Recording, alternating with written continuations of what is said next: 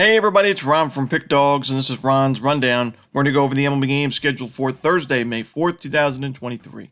Now, if you like what you see, make sure to give this video a big thumbs up and subscribe to our channel. Don't forget to put your baseball picks in the comments section below. And if you're looking for my best bets, you can find those at the Premium Picks tab at Pickdawgz.com. Alrighty, let's get into it. Here are the games for Thursday in baseball. First up, it's the Chicago Cubs taking on the Washington Nationals. No official starter for the Cubs right now. We should see Patrick Corbin on the bump for Washington. And while I do think that Patrick Corbin's making some slight improvements in his game, he's just not there yet for me to take a chance with the Nationals here. I'm going to take the Chicago Cubs on the money line.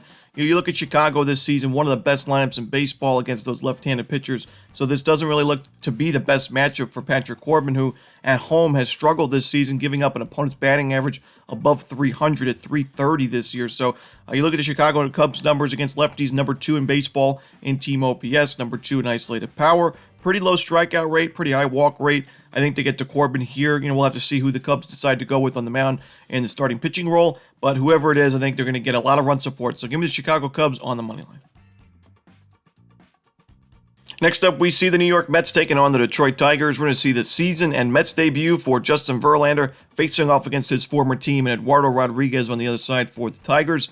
Now, Justin Verlander pitched in Double-A Binghamton for a rehab start for the Mets, and he pitched well. 4 2/3 innings, 6 strikeouts, only 2 base hits and 1 walk, but no earned runs allowed in that game. Obviously, making the move to the major league level going to be a tough spot for Verlander, but he's the reigning American League Cy Young winner, had a very long career. He's dealt with injuries. I think he's going to pitch pretty well against one of the weaker lineups in baseball. Against righties, against lefties, the Tigers have struggled this season. When you look at their numbers against righties going into Wednesday's games, they're ranked right now 29th in baseball in team OPS against those righties, 27th in isolated power, pretty high strikeout rate at 25.5%. So I do think that Verlander can put together. I don't think he's going to go very deep into this game. The Mets don't want to stretch him too far at the beginning of his season, but I think he can go 4 or 5 innings of quality baseball here. On the other side, Eduardo Rodriguez has pitched well for the Tigers. He's been one of the better starters in this rotation. We know the New York Mets don't hit lefties too well compared to right-handed pitchers. We saw that last year, and Rodriguez at home, a .66 ERA so far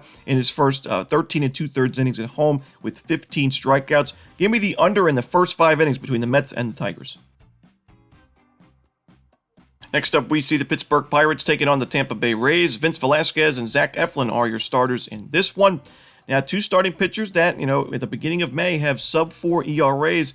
Pretty surprising stuff. 2 pitchers with new teams here. Velasquez was on the White Sox last year, and now Eflin, he moved from the Phillies to Tampa Bay, and I do think we're going to see some regression in both of these guys as the season continues. Zach Eflin, his expected ERA is above 4, and his barrel percentage is, not the best. He's in the bottom 8th percentile in barrel percentage this year, so it's not surprising to see him give up those 2 home runs in his last start against the White Sox, and that's not even the best of lineups against right-handed pitchers. Now you're facing a Pittsburgh Pirates lineup that's been really strong. I mean, they're 7th in baseball in team OPS. Their isolated power is 6th best in baseball against those righties, so I do think Eflin can struggle. And if you're Vince Velasquez, another team, tough matchup here against the Rays, who are number 1 in the league in both team OPS and isolated power against those right-handed pitchers. So we see a pretty low total because Tropicana Field not really known as the most hitter-friendly ballpark. But I think we have a pretty good matchup for both of these lineups here. So give me the over in the Pirates and Rays. Next up, we see the Los Angeles Angels taking on the St. Louis Cardinals. We're going to see Griffin Canning and Jack Flaherty as the projected starters. I don't blame you if you don't want to back the Cardinals in this game. They've been very disappointing to start 2023, a very inconsistent team, struggling with runners in scoring position. But, I do think that they're going to grab the W in this game. I think Flaherty, at the beginning of the season, had big issues with the free passes and his control. He walked 13 batters in his first 10 innings of work against the Blue Jays and the Brewers. But since then, he's been able to find his control a little bit better. He's striking out batters. His last 2 games, he's had 10 2/3 innings with 16 strikeouts. So I like the fact that he's been able to miss bats, and he's pitched a lot better at Busch Stadium. On the road, a 4.29 ERA, at home at 3.27 with an opponent's batting average of 121. So on the other side, Griffin Canning, not really a guy that goes too deep into games, usually about 5, maybe 6 innings at the most. And the Angels bullpen has been, pretty good the last couple of weeks. I still don't really have a ton of faith in it, going forward. And Griffin Canning's given up at least one home run in each of his last 2 games. The walks have also been a problem for him in his last couple of starts, and that's against a team like the Yankees who's struggling offensively, and the A's who's struggling, in general and just in every facet of the game. So, I do think Canning could have a little bit of problems in this one, especially because the Cardinals do a good job at limiting strikeouts, so his strikeout stuff's probably not going to be the best in this one. Give me the St. Louis Cardinals on the money line at home.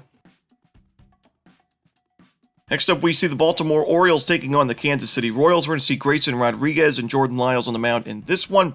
To me, this is a pitching mismatch. I like the Orioles on the run line here. Jordan Lyles, tough to back him. He's given up at least 2 home runs in 4 of his last 5 starts, including 5 home runs in his last 10 innings, 11 earned runs along the way. His strikeout stuff has actually not been that bad as of late, but a 6.11 ERA. His team is not backing him up in the run-scoring department. He's 0-5 this season. Grayson Rodriguez, he has been sharpening up, ever since his rough couple of, first 2 outings at the major league level where he pitched okay against the Rangers and he struggled against the A's and the White Sox. His last 2 games, 10 innings, shutout baseball with 15 strikeouts. He's facing a Royals team that's not doing well at all against right-handed pitchers. They're dead last in baseball in team OPS against righties, and they're 25th in isolated power with a strikeout rate of 26%, which is the 4th highest in baseball. Can't trust him here. Give me the Baltimore Orioles on the run line.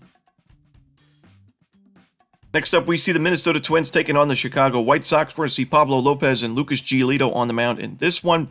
Now, both of these starting pitchers pitched well against the opposition in their first matchup this season. Pablo Lopez went 7 2/3 against the White Sox, 2 earned runs and 10 strikeouts. Giolito went 6 innings of 1-run ball with 7 strikeouts, and last year, Giolito also pitched well against Chicago. He went 21 innings, 24 strikeouts, and a 3.00 ERA. I think both starting pitchers do well in this spot. It's tough to back an under with the White Sox because their bullpen has been so bad, but I think Giolito gives the White Sox 6, maybe even 7 innings of sharp baseball here, enough to get us under this total. I'm leaning towards the White Sox here because I think Giolito has been a little bit better form compared to Lopez, who's given up 11 earned runs in his last 2 starts, but I lean towards the under and the White Sox in this one. Next up, we see the Milwaukee Brewers taking on the Colorado Rockies. We're going to see Wade Miley and Connor Seabold on the mound in this game. Now, I'm going to lean towards the home team here, getting that plus money with the Rockies right now.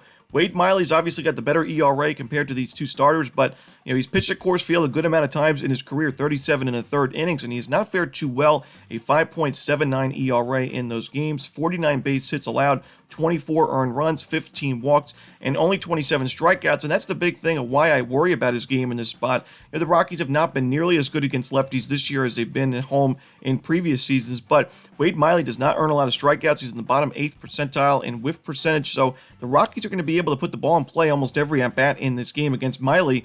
And he's also, although he doesn't give up a ton of sharp contact in terms of average exit velocity and hard hit percentage, he gives up a lot of barrels. So, the Rockies are going to be barreling up the ball quite a bit in this game. Should lead to some extra base hit opportunities, maybe some home runs as well. And Connor Seabold on the other side, not my favorite option, but he's been pitching pretty well at Coors Field this season. He's been featured solely out of the bullpen, and he's able to go about 2 1/3, 3 1/3 at certain points this season. He's got decent strikeout stuff. He's got 13 Ks and 13 2/3 innings, and only 1 home run allowed this year. So he's keeping the ball on the ground. He's limiting sharp contact, limiting barrels, and he doesn't really walk a lot of guys. So Seabold, I think, can give the Rockies 3, maybe 4 solid innings in this game.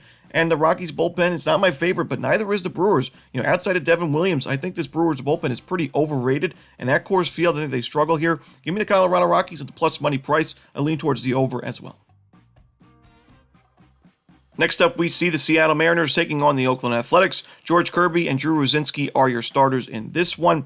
Got to take the Mariners here on the run line. I don't think that Ruzinski is a viable option at the major league level for Oakland. I know they're dealing with injuries and a lot of players are not performing well, but Ruzinski's first start against the Reds, it was a pretty good spot for him because he's facing a Reds team that's one of the worst in baseball hitting-wise on the road against lefties and righties, and Ruzinski gave up 11 base hits and a home run in only 5 2/3 innings of work in an 11-7 Oakland loss.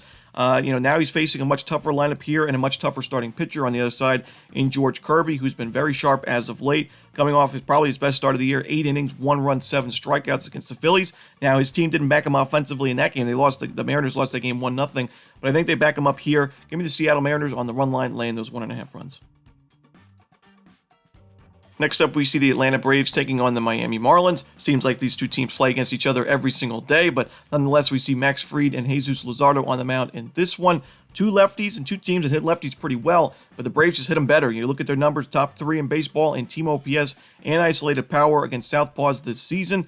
And Jesus Luzardo has not been the best of form lately. His last 2 starts against the Guardians and the Cubs, he's gone 10 and 2/3 innings combined with 6 earned runs and 3 home runs allowed in those games. So his strikeout stuff's still been there, but he's giving up some sharp contact. The Braves will certainly make you pay for that. And Max Fried against the Marlins last year, outstanding work in those 2 games with a sub-1 ERA. This season, Max Fried is on a roll. His last 3 starts against pretty tough lineups in the Padres, the Astros, and the Mets. 2 of those games on the road. Didn't give up a single earned run at any of those games, and he's been able to miss some bats. He's pitched well overall. The Marlins have improved against lefties this year, that's for sure, but not good enough for me, and I think the Braves have a much better bullpen to go with it. So give me Atlanta on the money line on the road.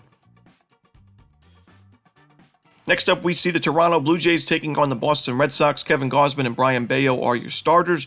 Now, usually we see steep totals for Fenway Park games because Fenway Park is one of the more hitter-friendly parks in baseball, but sometimes those numbers can be a bit inflated, and I think it is a little bit in this matchup. Kevin Gausman's been pitching well this season. His last 14 innings, he's got 24 strikeouts and no earned runs and only 1 walk allowed in those 2 games against the Yankees at Yankee Stadium and the Mariners. And then Brian Bayo, although he struggled mightily in his first 2 games, he's pitched really well last time against the Guardians. A pretty tough lineup, especially to strike out. He had 6 strikeouts in 5 innings, only 1 earned run in that ball game. I think we're going to see both of these starting pitchers put together pretty solid outings. The bullpens could get a little bit dicey, and we see, both of these teams have been scoring runs late in this series. But I like the under in the first 5 between Toronto and Boston. And that's it. Those are the games for Thursday in Major League Baseball. Hope you enjoyed this video. If you did, don't forget to hit that like button and subscribe. And don't forget to put your baseball picks in the comments section below. Again, if you're looking for my best bet, you can find those at Pick Dawgz Premium. As always, this is Ron Romanelli. Good luck.